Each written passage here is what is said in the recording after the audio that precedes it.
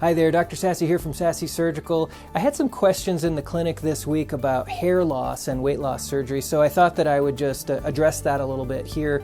And what do we know from the science of hair loss, and what do we know from the treatments of it? And I'll try to give you a couple of little pieces of advice right at the end of this video if you hang in there. So what we know from the research about hair loss is that hair loss can occur for a lot of reasons, and we all kind of know this in our life. It can happen from aging, it can happen from stress, it can happen from psychological things going on, nutritional things going on, medical things going on, and just aging. And then sometimes people will lose hair in midlife for reasons that no one even really understands. But with respect to weight loss surgery, metabolic surgery, we do know that the procedures that were done more in the past, those that were a little bit more aggressive, gastric bypass surgery, duodenal switch surgery, more malabsorptive type procedures, that the hair loss was greater. There would be a lot more hair loss with those procedures. Nowadays, as we've shifted more toward the sleeve procedure, there's a lot less hair loss. In fact, we kind of use the word hair thinning, and that's probably more in keeping with just the weight loss that comes from losing weight. So if you lose weight with a diet, if you lose weight for any reason, there's very often some hair thinning that takes place. Part of that is because the body is doing what's called catabolism, meaning that it's breaking down its own protein stores and its other sort of tissues, and that it's not necessarily growing new ones everywhere, and so you get thinning of something that has a lot of turnover like our hair.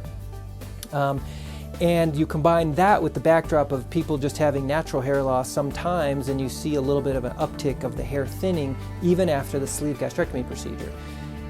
So the question is there anything you can do to prevent that? And the answer is a little murky. We do think that there's some evidence that maintaining your protein intake and maintaining your body's protein stores does help give your hair a fighting chance to not have as much hair thinning.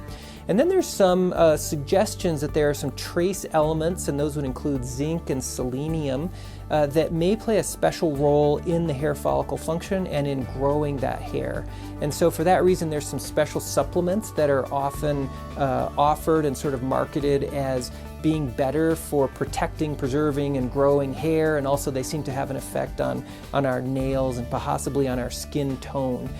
I would say possibly because I've read some of the research papers, and at least to my standards, it's a little bit unclear if that's really very well proven.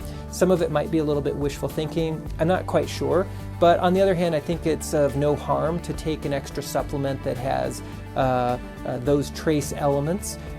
Certainly from our point of view, our advice to every patient who's undergoing weight loss surgery is that in many cases after sleeve gastrectomy, people will not have noticeable hair loss or hair thinning. Some will. It tends to be in those early months when there's the most rapid weight loss. And then oftentimes we'll see it thickening back up after, say, the 12-month mark when people have kind of stabilized their weight and their nutrition. We also advise to make sure you're getting plenty of protein in, make sure you're taking your recommended vitamins. So that's our bariatric multivitamin, vitamin D, and the vitamin B complex. And lastly, you might get a little bit of benefit by taking a supplement that's directed toward hair, skin, and nails, and that has selenium, zinc, and possibly some other trace minerals and elements. Okay, I hope that's been helpful, and I hope that you have great success with your weight loss surgery. And if there is hair thinning, I hope it's really minimal and not noticeable. All right, take care, and I wish you the best of health.